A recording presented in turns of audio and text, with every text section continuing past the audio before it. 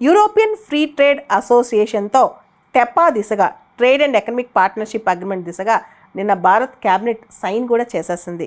మొట్టమొదటిసారిగా free trade agreements చరిత్రలోనే ఒక బైండింగ్ కమిట్మెంట్ ఈ టెపాకు ఉందన్నమాట.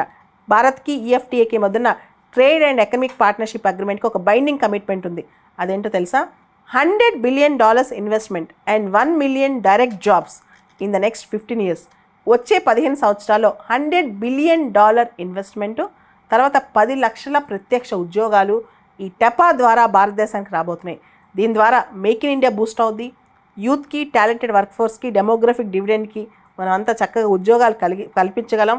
దాంతోపాటు యూరోప్లో ఇతర దేశాలతో కూడా మనం ఇలాంటి అగ్రిమెంట్స్ భవిష్యత్తులో చేసుకోగలం.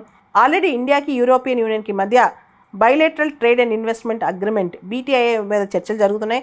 అది కూడా దీనివల్ల ముందుకు సాగే అవకాశం కనిపిస్తోంది.